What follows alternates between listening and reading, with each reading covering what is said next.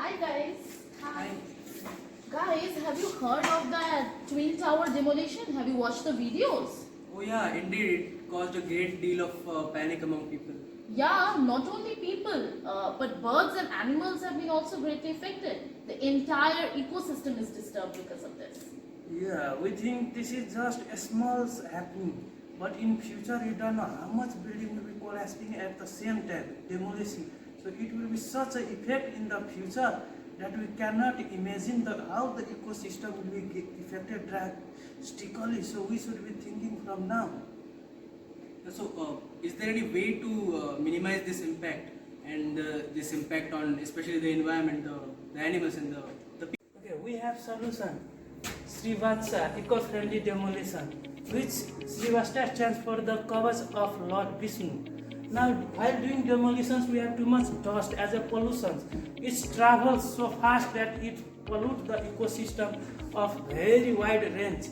So, if we just not to make this travel very less distance and beneath the ground there is also wave. So, if we stop that travel or reduce that travel, we can surely protect our environment. Yeah, so during demolition, the shock waves are emitted in all directions. So there are basically three types of shock waves: those which travel along air, those which travel along surface, those which travel in the body. So these are the three types of waves, and we are interested in minimizing the impact of surface waves and body waves which travel through the ground. And the main characteristics of wave that we are interested in is amplitude. So to measure this amplitude, normally blasting seismograph is used. So in the demolition site, we will have blasting seismographs in periodic distance to measure the impact of the demolition. So this problem can be solved by using the metal organic framework. So what is that? It is a combination of metal ion plus organic compound. So there are so many material included within it. So the recent example of that is a ZIF8, that is a zeolitic imidazolate. It is used as a shock absorber material. So metal organic framework is a new class of smart materials, and one of the prime example is zeolitic imidazolate.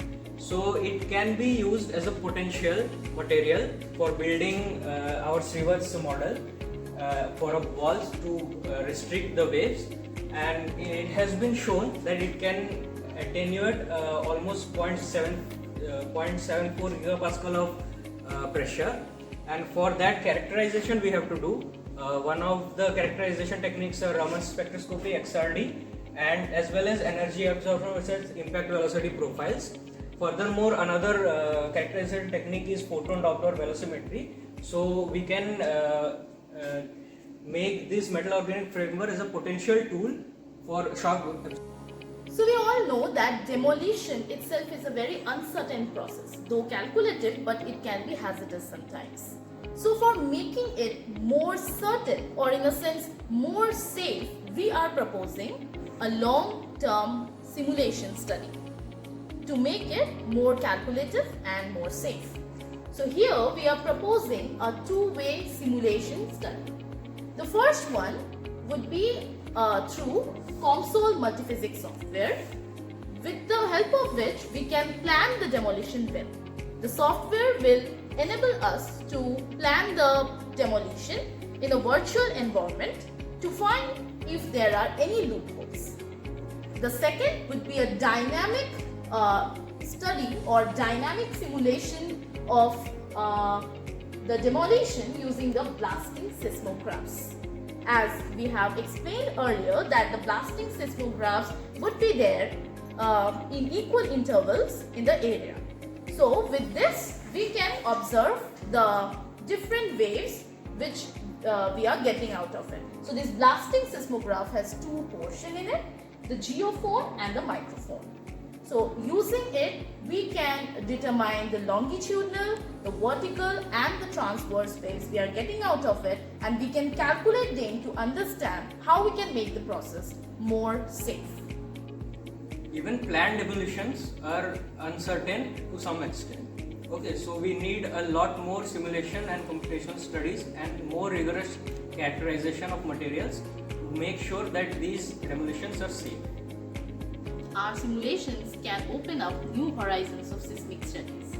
Moreover, using this technology, we can ensure safety and less harm to the entire ecosystem.